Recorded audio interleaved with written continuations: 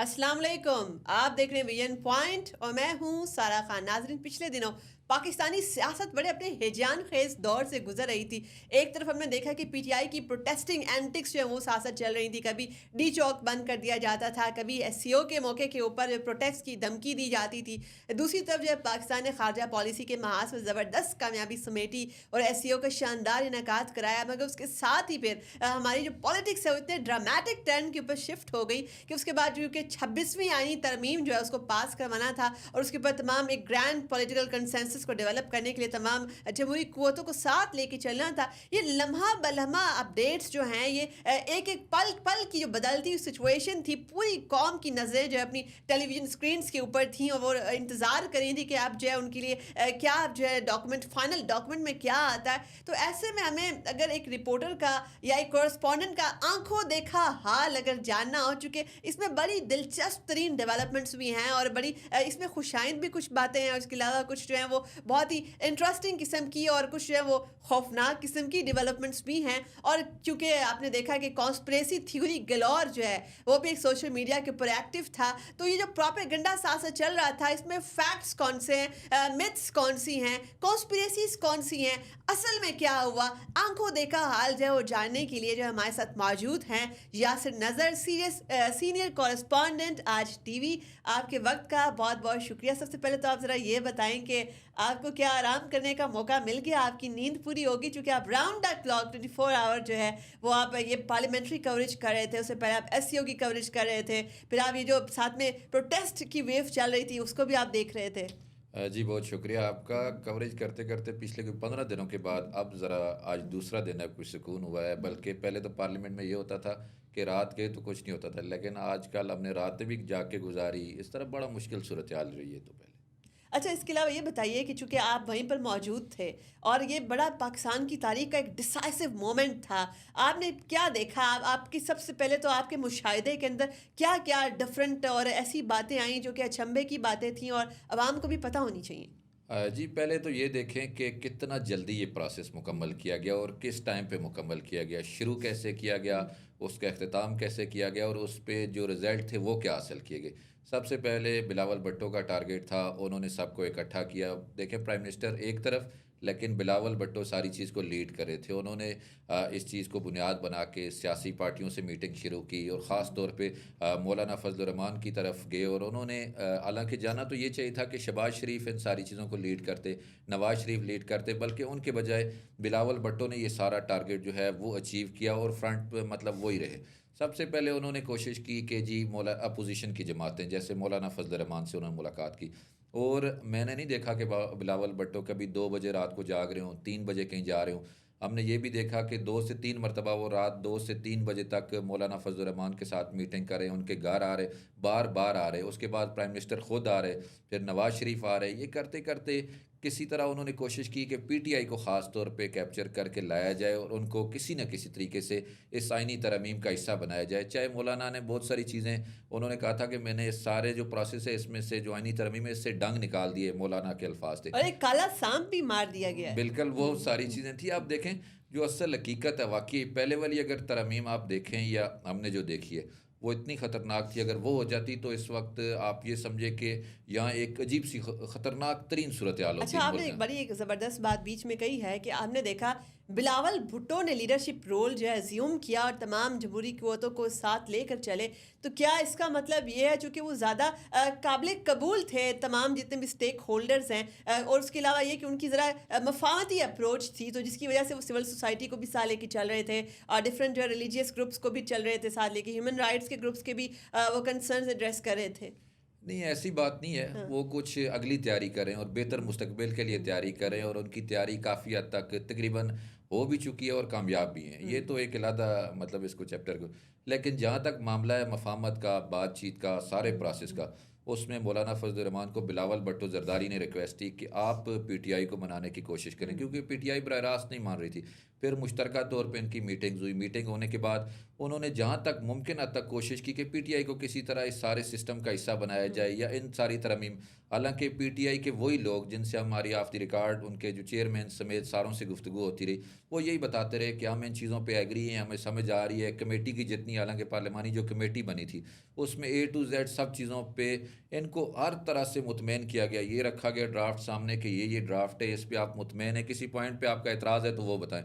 جو اعتراض ہوتا تھا وہ مولانا کے ذریعے وہ دور کرتے کرتے آخر کار ان کے 56 کلاؤزز سے پہلے 26 کلاؤزز پہ آئے اور فائنلی جو ہے 22 کلاؤزز کا مسودہ اپروو ہوا. جی وہی ساری چیزیں, وہی میں کہہ رہا ہوں کہ جب مسودہ فائنل ہو گیا ڈاکومنٹس کی شیپ میں, جو ڈاکومنٹ کی شیپ میں آ گیا 26 نکاتی جو سارا فائنلائز ہوا, اس میں پی ٹی آئی کا مکمل طور پہ اعتماد تھا. لیکن معاملہ یہی تھا کہ اعتماد اس لیے جو چیئرمین پی ٹی آئی انہوں نے جب یہ سارا معاملہ دیکھا, یہ ان کے پاس گئے تقریباً 45 منٹ ملنے کے بعد انہوں نے بھی کہا کہ اس کے اوپر نیگوسیشن ہونی چاہیے, لیکن انہوں نے دو ٹوک, یہ تو وہ کہنے والے کہتے ہیں کہ لمبی بات ہوئی 45 منٹ, انہوں نے جاتے ہی جب دیکھا ساری چیزیں کی, انہوں نے کہا اس غیر جمہوری سیٹ اپ کو ہم نہیں مانتے, ان کی ساری چیزیں ان کو مسترد کرتے ہیں. اور اس کے بعد جو ڈسکشن ہوئی وہ ایک علیحدہ ہے پہلے سے, اور پی ٹی آئی کو نون لیگ کو بھی یہ پتا تھا کہ یہ چیز پاسبلٹی نہیں ہے کہ پی ٹی آئی اس چیز کو مان لے. اسی طرح جے یو آئی, لیکن لاسٹ مومنٹ تک پی ٹی آئی کو آن بورڈ لینے کی کوشش کی گئی, بلکہ ہم نے ان کو بھی سنا, جو وزیر اطلاعات ہیں عطا تارڑ صاحب, انہوں نے کہا کہ ایک شک کے اوپر پی ٹی آئی نے بارگیننگ کرنے کی کوشش کی.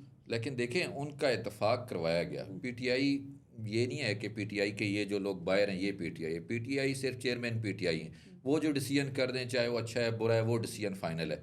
اب یہ سارا مطلب اس پہ ایگری ہونے کے بعد, اپنی تسلی کرنے کے بعد, مولانا کی طرف سے بھی تسلی ہونے کے بعد یہ ان کے پاس کہ انہوں نے واضح ایک لائن میں کہہ دیا کہ یہ ریجیکٹڈ نہیں ہو سکتے, ہم نہیں مانتے اس چیز کو. جبکہ بیرسٹر گوہر تو صاف طور پر کہہ رہے تھے کہ اس میں اب ایسی کوئی چیز نہیں ہے جس کے اوپر جو ہے ہم لوگوں کو کوئی واضح اعتراض ہو. لیکن اب دیکھیں نا, وہ تو چیزیں ہو گئی, چلیں پی ٹی آئی نے اگنور کر دیا, نہیں مانا. مولانا کے جو ٹارگیٹ تھا وہ بھی اچیو نہیں ہوا, شاید انہوں نے ایک ٹارگیٹ اچیو کر لیا ہے کہ کم از کم ایک نیگیٹو پروپیگنڈا یا جو چیز ایک ہوتی تھی. مولانا کا کون سا ٹارگیٹ اچیو نہیں ہوا؟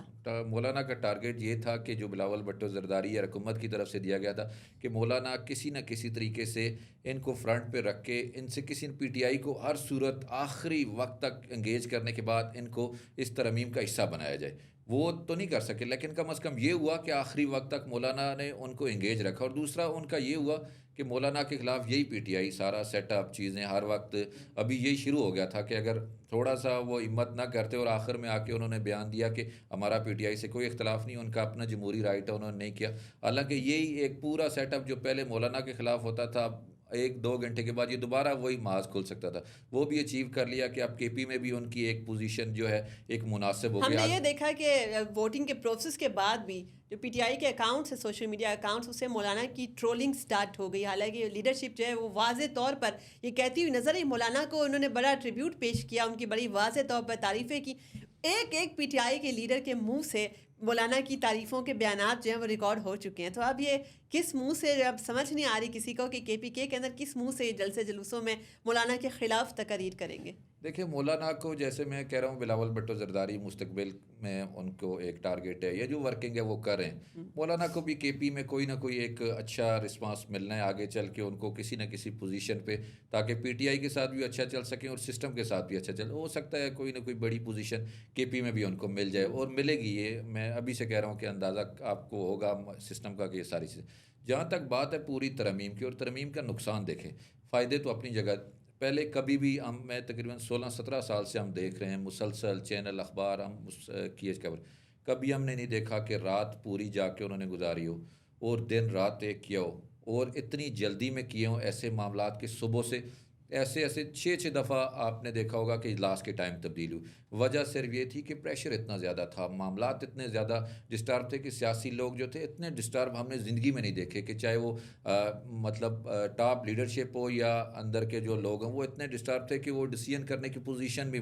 اور اس کے بعد کیا نہیں ہوا, اور کرنے کے بعد اس کا جو انہوں نے ٹارگیٹ اچیو کرنا تھا, اب چیف جسٹس کی صورت میں کل کر لیا, کرنے کے بعد اب اس کے اثرات کیا ہوں گے یہ تو مستقبل قریب میں آپ کے خیال میں آپ کیا یہ سمجھتے ہیں کہ یہ کیا جو امینڈمنٹس تھیں یہ پرسن اسپیسیفک تھیں, چونکہ دونوں سائڈ جو ایون کہ حکومتی موقف یہ ہے کہ جسٹس یحییٰ جو ہے بالکل وہ میرٹ کے مطابق ہم نے سلیکٹ کیے ہیں, چونکہ آپ نے یہ بھی دیکھا ہوگا کہ 2018 کے اندر ہی یہ تینوں جو سینئر ترین ججز ہیں یہ اس وقت اپوائنٹ ہوتے ہیں, ایلیویٹ ہوتے ہیں سپریم کورٹ کے اندر, یعنی کہ واضح طور پر اتنا فرق بھی نہیں ہے ان کی جو ہے. اس کے علاوہ یہ بھی دیکھا کہ جو پی ٹی آئی ہے وہ جس بھی شخصیت کو اپنے ساتھ منسوب کرتی ہے وہ اس کو اتنا زیادہ کنٹروورشل بنا دیتی ہے, اتنا زیادہ اس کے نام پر دبا لگ جاتا ہے. تیرا جج میرا جج والی جو گیم ہے, آپ نہیں سمجھتے کہ کوئی درمیانی راہ نکل آئی ہے؟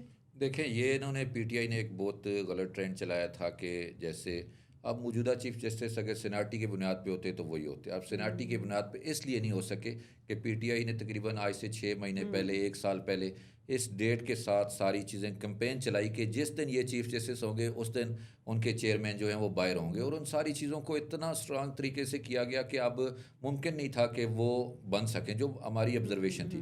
अब ये तो हुआ एक बात, लेकिन दूसरी तरफ ये तीनों जो जजेज़ हैं, सीनियर तरीन जजेज़ हैं, इनका अगर थोड़ा सा बैकग्राउंड पे जाए ना तो आपको अंदाज़ा है कि ये एक चैम्बर में भी इकट्ठे थे, सिस्टम लॉ फर्म में भी इकट्ठे थे, तीनों ने मिल के सारा मुश्तरका काम शुरू किया था। ये सारे तीनों मतलब इसमें कोई इतना डिफरेंस नहीं है, लेकिन इसके बावजूद जिसकी सीनियरिटी थी इसको टारगेट करने के लिए और सिर्फ एक प्रोपेगेंडे की वजह से, हालांकि इन पे मेरिट पे डिसीजन देखें चीफ जस्टिस के और मंसूर अली शाह के, तो कोई ऐसा डिसीजन नहीं था कि जो कभी पीटीआई के अगेंस्ट था, कभी नून लीग के अगेंस्ट था, कभी किसके, लेकिन सिस्टम के अगेंस्ट कोई नहीं था। और नैब तरामीम के ऊपर भी जो उनका डिसीजन एक था वो पीटीआई के बिल्कुल अगेंस्ट जा रहा था, मगर वही बात आ जाती है कि अदलिया को कंट्रोवर्शियल बनाने के अंदर पीटीआई ने बड़ा कलीदी किरदार अदा किया। उसके हवाले से फिर उनके नाम पर इतने सवालात उठ रहे थे, इतनी ज़्यादा शुकुक व शबात पैदा कर दिए कि उसके बाद अगर वो बन जाते तो उनकी बिल्कुल क्रेडिबिलिटी ना बन सकती। हालांकि ये ऐसा कोई मामला नहीं था, इतना ही कोई ख़तरनाक सूरत हाल नहीं थी। हालांकि हुकूमत को इतना परेशान, या हुकूमती सिस्टम को, या ओवरऑल तमाम इदारों को इतना परेशान कर दिया गया था कि वो आएंगे तो पता नहीं मंसूर अली शाह आएंगे तो क्या क़यामत आ जाएगी, इस तरह की सूरत हाल बन गई थी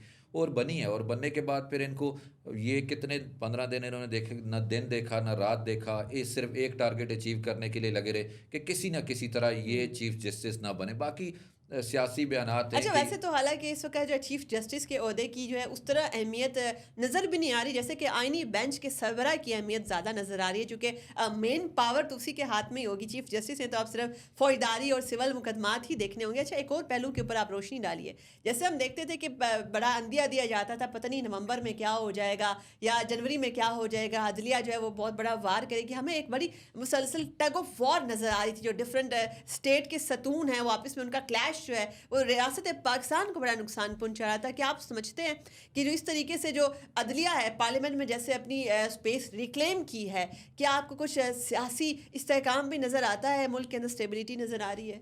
देखिए, दो चीज़ें हैं। अगर ये चीफ जस्टिस जैसे रूल्स के मुताबिक पहले चल रहा था, सीनियर की सीनियरिटी की बुनियाद पे बन जाते तो मामला कोई इतना मशकूक या मुश्किल ना होता। अभी जजेस खुद कह रहे हैं, वो कह रहे हैं कि हमें सिस्टम समझ नहीं आ रहा कि बेंचेस काम करेंगे, हम करेंगे, चीफ जस्टिस करेगा, या जो बेंच कौन करेगा। उनको अभी ये फार्मूला, क्योंकि ये वर्किंग जो है ना पहले दफ़ा प्रोसेस हो रही है, पहली दफ़ा तजर्बा हो रहा है, अब देखना ये होगा कि वो किस तरह इसको लेके आगे चलते हैं। क्या बेंच बेंच जो बनाए जाएंगे वो इतने मजबूत होंगे कि चीफ जस्टिस की कोई अहमियत ख़त्म हो जाए या जजेस की अहमियत ख़त्म हो जाए। ये एक अजीब सी सुप्रीम कोर्ट के अंदर भी आज भी बल्कि यही डिस्कस होती रही कि हम कैसे काम करेंगे, या जो उनको मुलाकातों के लिए मुबारकबाद देने आते रहे तो वो भी सारी यही डिस्कस होती रही कि अब बेंच मजबूत होगा, चीफ जस्टिस मजबूत होगा, जजेस मजबूत। ये एक अजीब सी अच्छा, ये जो एक डिबेट अदलिया के अंदर चल रही है, आप इसको जो पाकिस्तान का ये पॉलिटिकल लैंडस्केप है उसके ऊपर कैसे देखते हैं? क्योंकि हमने ये भी देखा कि यही अदलिया जो है इसने पार्लियामेंट की स्पेस को ब्रीच भी किया, इसने मुंतखब वज़ीर आज़म को घर भी भेजा, वज़ीर आज़म को डैम फंड भी इकट्ठा किया, टमाटरों की कीमत भी तय की, किडनी सेंटर के अंदर जाके दौरे भी किए। तो क्या आप समझते हैं कि जो वो वाली सिचुएशन है वो भी थोड़ी सी पार्लियामेंट को स्पेस मिलेगी अब? दो चीज़ें देख लें। एक तो देखिए ना, पार्लियामेंट है, पार्लियामेंट के अंदर जैसे जितने भी लोग हैं, अब डिसीजन तो उन्होंने कर दिया है, चीफ जस्टिस अपनी मर्जी का लगाएंगे, कमेटी बन गई, कमेटी ने डिसीजन करना है, कमेटी जो भी करे, और कमेटी को कंट्रोल सिस्टम को सबसे बड़े ये तो देखें ना, जमहूरी मुल्क होता है, जमहूरी मुल्क में पॉलिटिकल जो एक्टिविटीज़ होती हैं या ओवरऑल पॉलिटिशियन सिस्टम होता है जैसे पार्लियामेंट है, ये सबसे मजबूत होता है। यहाँ ये सिस्टम मजबूत नहीं है, इसलिए जब ये सिस्टम मजबूत नहीं होगा तो मर्जी के ऐसे लोग लगेंगे, मर्जी के लोग लगेंगे तो ना अदलिया मजबूत तो क्या होगी ये ना। पहला स्टेप नहीं समझते सिस्टम को मजबूत करने और पार्लियामेंट्री डेमोक्रेसी को मजबूत करने की तरफ? नहीं, पार्लियामेंट जब खुद मजबूत नहीं होगी, खुद से मुराद के जब वो किसी के ज़रिए चल रही होगी, खुद नहीं चल रही होगी। जब देखें ना, एक पूरा वोटिंग हुई, प्रोसेस हुआ, सारा प्रोसेस मुकम्मल हो गया।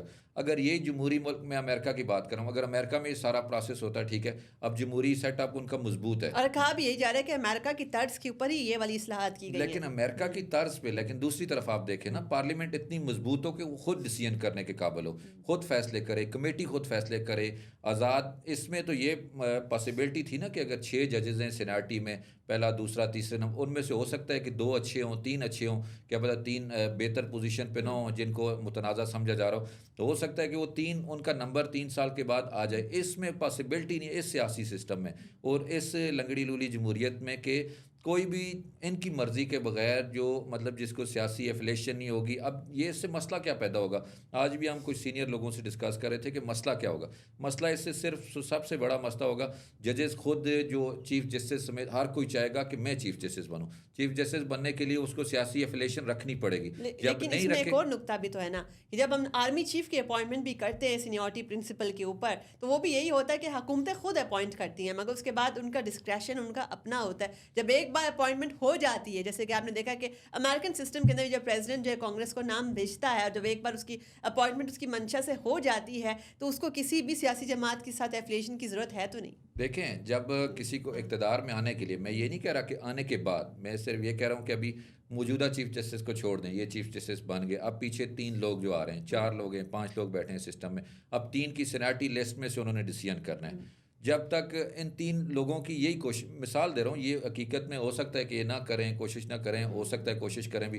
اب یہ سیاسی لوگوں سے ایفیلیشن رکھیں گے، رکھنے سے مراد ہو سکتا ہے کہ کوئی پی ٹی آئی سے رکھے، کوئی نون لیگ سے رکھے، کوئی دوسری جماعت جے یو آئی سے رکھے، رکھنی پڑے گی. اچھا تب ان سیاسی کو ایفیلیشن تو ابھی موجودہ عدلیہ کے اندر کیا کم تھی. آپ یہ دیکھیں کہ ایک بینچ ابھی بنتا تھا اور اس کے اندر کون سے ججز ہوتے، نام پتہ چلتی ہمیں پتہ چل جاتا تھا فیصلہ کون سا آنے والا ہے. 13 جج میرا جج والے جو گیم عدلیہ کے اندر چل رہی تھی، اس قدر شدید تقسیم چل رہی تھی عدلیہ کے اندر، اور عام آدمی کو جو میسج جا رہا تھا وہ بھی بڑا ڈینجرس تھا. ان کی پولرائزیشن جو ہے وہ خوفناک سطح کو چھو رہی تھی. مگر اگر یہ بھی دیکھا جائے ان دا ہینڈ سائٹ کہ اب جو ہے وہ والی سچویشن، وہ والی ٹسل جو ہے وہ شاید کم ہونے میں تھوڑی سی مدد ملے، چونکہ ہم دیکھتے ہیں کہ شاید supreme court justice Sajjad, chief justice Sajjad والے دور میں اس سائڈ پہ جا رہی تھی اور وہ تباہی کے دہانے پر پہنچتے پہنچتے جو ہے ہم نے دیکھا کہ شاید کچھ کنٹرول ہو جائے. اور ویسے بھی چونکہ پارلیمنٹ کے پاس اختیار ہے، پارلیمنٹ جو ہے اگر یہ نہیں چلتا سسٹم تو آگے قانون سازی تبدیل بھی کر سکتی ہے، آگے دوبارہ نئی بھی لا سکتی ہے. دیکھیں جب کنسنسس نہ ہو، سب مل کے نہ کریں. آپ نے دیکھا ہوگا کہ 13ویں ترمیم سے لے کے 26ویں ترمیم ہوگی، ان میں کنسنسس تھا، جن میں نہیں تھا اس میں کافی آپ نے دیکھا کہ وہ چیزیں ریورس بھی ہوئیں اور مکمل نہیں ہو سکی. اب یہاں تک اس معاملے کا تعلق ہے. اب دیکھیں یہ ایک چیز پروسیس مکمل ہو گیا، ہونے کے بعد اب اس کے جو اثرات ہیں وہ بتائیں گے کہ یہ چل سکتا ہے، ٹھیک ہے، غلط ہے. اس کے اور یہ ایکسپیریمنٹ فیل بھی ہو سکتا ہے اور بہت کامیاب بھی ہو سکتا ہے. لیکن دونوں چیزیں ہیں. تب کامیاب ہو سکتا ہے کہ جمہوری سیٹ اپ مضبوط ہوگا تو تب یہ سیٹ اپ کامیاب ہوگا. ادروائز جمہوری سیٹ اپ کمزور ہوگا، وہ خود ڈیسیژن کرنے قابل نہیں ہوں گے، تو خود ڈیسیژن کرنے قابل نہیں ہوں گے تو کیسے؟ جمہوری سیٹ اپ کو مضبوط ہونا چاہیے اور تبھی جو ہے ہماری عدلیہ بھی مضبوط ہوگی اور ریاست پاکستان بھی مضبوط ہوگی. آپ کے وقت کا بہت بہت شکریہ. جیسے کہ ہم نے اینڈ نوٹ اسی کے اوپر کیا، کیونکہ اگر جمہوریت بھی مضبوط کرنی ہے تو ریاست کے ہر ستون کو اپنی ڈومین میں رہ کر کام کرنا ہوگا اور آئین پاکستان کی روح کے عین مطابق جو ہے دستور کے مطابق چلنا ہوگا. اور اگر شخصی بنیاد کے اوپر سسٹم کے اندر تبدیلیاں کی گئی، سسٹم کو خود بذات خود مضبوط نہ کیا گیا تو ریاست پاکستان کے اوپر دور رس نتائج مرتب ہوں گے. اسی کے ساتھ اپنی میزبان سارہ خان کو دیجیے اجازت. اللہ حافظ.